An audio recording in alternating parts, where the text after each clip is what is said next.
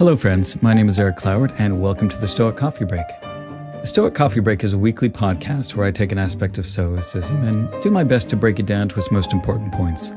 I share my successes and my failures and hope that you can learn something from my experience and better apply Stoic principles in your life. This week I want to talk about a model of thinking. So the Stoics teach us that we have control over a few things. Our thoughts, our choices, our actions, in short, our will. So is there a way that we can get better with our thinking and improve our outcomes? Today I want to talk about a model that can help us be more aware of our thinking and how it impacts us, and with that awareness, improve our lives. You have power over your mind, not outside events. Realize this and you will find strength. Marcus Aurelius. Everything we hear is an opinion, not a fact. Everything we see is a perspective, not the truth. Marcus Aurelius. One of the most important things that the Stoics teach us is that our thinking, one of the only things that we have control over, is one of the most important things in determining whether we are successful in accomplishing the things that we want to in life, and ultimately what determines our happiness. Because we can only experience life through our own subjective experience, we're the ones that ultimately determine how we judge what happens to us and what meaning we give to those events. A simple example of this is how the same thing can happen to different people with wildly different outcomes simply because of the perspective a person has on something. For example, in study after study, people who've suffered traumatic injuries such as losing a limb or severe burns report that while the initial impact of the injury can certainly cause depression, anxiety, and other issues, over time, most people end up reporting that their level of happiness returns to basically where it was before the accident. If they were happy before, they were generally happy afterwards. If they were depressed, they generally fall back into their same way of being. There have also been lots of studies about how people who have a sudden windfall of wealth through inheritance, the lottery, or some other channel report that even with all this sudden good luck, after a few weeks or months, the shine wears off and they are as happy or unhappy as they were before coming into wealth. Oftentimes, we get exactly what we want, a raise, a new car, or something else that we thought would bring us happiness, and we find that that happiness is only temporary. So why is it that even when we change our circumstances to something that we are sure will make us happy, we often end up right back where we were? I think it's because no matter what the circumstances are, we are still the same people.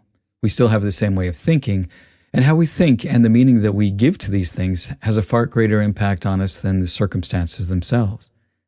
As Epictetus said, it's not the things that upset us, but our opinion of them. So how do we get better about improving our thinking? As with most things, it really comes down to awareness. If you want to know why you're getting the results you're getting, you need to know what you are thinking. Now, I've mentioned one of my favorite life coaches on this podcast a couple of times, Brooke Castillo, and one of the best things that she teaches is what she calls the model. The model is basically a simple yet powerful outline of how our minds work. It's not anything new, and these ideas have been around for millennia, but it's a nice encapsulation of what the Stoics teach, so I'm going to share that with you here. The first part of the model are circumstances. These are what the Stoics would label as externals. This includes circumstances and events that happen to us.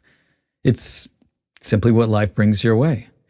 When you think of circumstances, they are things that are purely factual. They are things that you could prove in a court of law. Things like it is raining outside, or that car is red, or I am 50 years old. The next part are thoughts. When you encounter circumstances and events, you have certain thoughts around them. And this includes both conscious and unconscious thoughts. This is the story that you're telling yourself about the events and circumstances and what you think they mean. These are not facts, but rather your judgments and opinions and impressions. The next part is emotions. And emotions are caused by our thinking. When we tell ourselves a story about the things that are happening, we create emotions. We feel something, and that could be anxiety, it could be joy, it could be fear. Whatever it is that you are feeling, it is caused by your thinking. The next part is actions. And our actions are driven by our emotions. So the word emotion comes from the Latin emovere, which means to move out, remove, or agitate. It's from the same root as motive, motor, move, and momentum. Emotions are the things that get us to make choices and take actions. Now, the last part of the model is simply the results. When we make choices and take action, then we get results of some kind. So, how can we use this model in our lives? Well, if you want to understand how you are dealing with something in your life, you can use the model to help clarify why you are getting the results that you're getting. By filling in the information in each of these sections, you can get a rough but clearer picture about what's going on. Now, if you're in a place where you can sit down, I want you to pull out a sheet of blank paper, and I want you to write down these 5 sections and give yourself some space to write next to them. And those sections, again, are circumstances, thoughts, emotions, actions, and results. So let's take an example and fill out each of these lines. The nice thing is that you can start with any section. Let's say that you get into an argument with your significant other at least once a week about the dishes. You get frustrated with them for just leaving the dishes in the sink rather than putting them in the dishwasher as you would prefer. Let's fill in lines and see how we can be more aware of our thinking. Remember, these can be done in any order. It's kind of like putting a puzzle together. Though for this exercise, I'll go in order just to illustrate the different ideas. So in the circumstances line, we put, my partner leaves the dishes in the sink, and I've asked them to put them in the dishwasher. And that's it. Those are the only facts that we have for this story. Now let's fill in the thinking line. When my partner doesn't put the dishes in the dishwasher, I feel like they are disrespecting me and doing it just to upset me. Next, let's fill in the emotion line. You would write down something like, I feel frustrated or I feel angry. And remember, these are just emotions. You can't put something like, I feel ignored, because being ignored is, first off, an action, and second, you're attributing it to the other person. In the action line, we would write something like, I complained to my partner about the dirty dishes being left in the sink. Lastly, in the results line, we might put something like, my partner feels like they are being attacked, and storm off. Once you have this filled out, you have a little bit more clarity about the situation. You can examine the thoughts you have around the situation. And in this example, the thoughts are projecting a motive onto your partner. They may or may not be doing it to purposely upset you, but because of those thoughts, you feel angry, which drive you to complain to your partner and start the conflict again.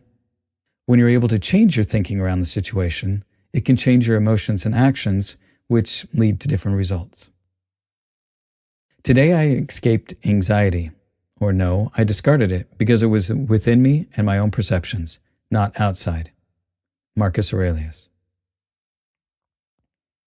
In short, if you're dealing with an issue and you want to have some clarity around it, using this simple model is a great way to examine the situation a little more rationally. It's a framework to start from to help you see where you may have some thinking errors. It can also be used in a positive way. If you're trying to get some kind of result, try filling this out and see what kind of thinking and actions might help you achieve the results you want. Now let's say that you want to meditate for 30 minutes a day, but you find it challenging to do so. So you would put, I want to meditate for 30 minutes a day in the results line. Now, in the actions line, you might put something like, I schedule a break at 10 a.m. in my calendar. In the emotions line, you might have something like, I'm excited about my 30 minutes of meditation. In the circumstances line, you might have, I have a space in my house with pillows near a window. And in the thoughts line, I know that after each session, I feel more relaxed and feel more clear in my thinking. The mind is a pretty complex thing, but helping to gain some clarity in our own thinking can really make a world of difference. Using a model like this is a way to help improve our awareness of our thoughts and how that thinking leads to the results that we get. And while this model is not all-encompassing, it's a great starting point to gain insight into the stories that we tell ourselves, which drive the actions we take and the results that we get. And that's the end of this week's Stoic Coffee Break. Be good to yourself, be good to others, and thanks for listening.